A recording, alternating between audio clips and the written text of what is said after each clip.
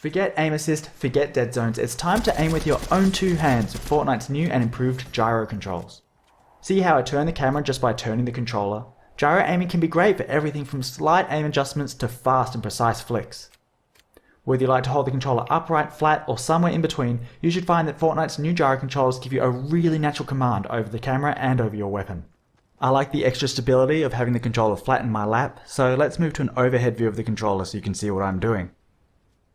From a small layer of extra control just when you need it, to something that can more drastically change how you look around the game world, Fortnite has a wide variety of new options here.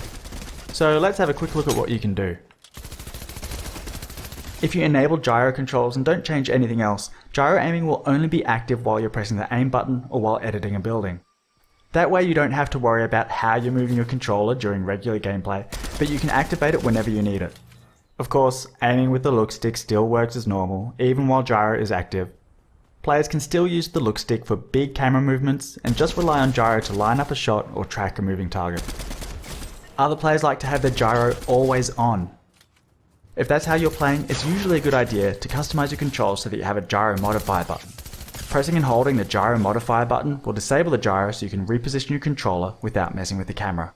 Playing like this, you could even do away with the look stick entirely if you really wanted to. But let's try something different with the stick. When gyro controls are enabled, you also have the option to use Flick Stick. Flick Stick lets you turn the camera by rotating the stick. When you first point the stick in any direction, you'll make a smooth and quick turn to face that direction.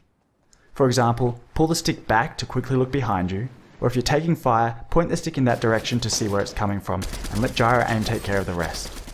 Once the stick has been engaged, rotating it will rotate the camera. So between flicking and rotating the stick, this gives you fast and direct control over your bearing at all times.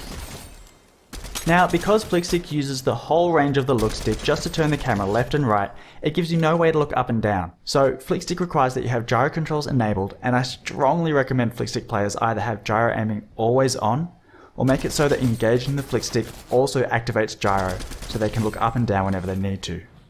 Of course, the more drastically you change your controls, the more practice it's going to take to get comfortable with them. So as you give these new options a go and figure out what works best for you, it's probably a good idea to get some practice in Battle Lab, creative modes, or at least warm up against wildlife and NPCs before getting yourself into too much trouble.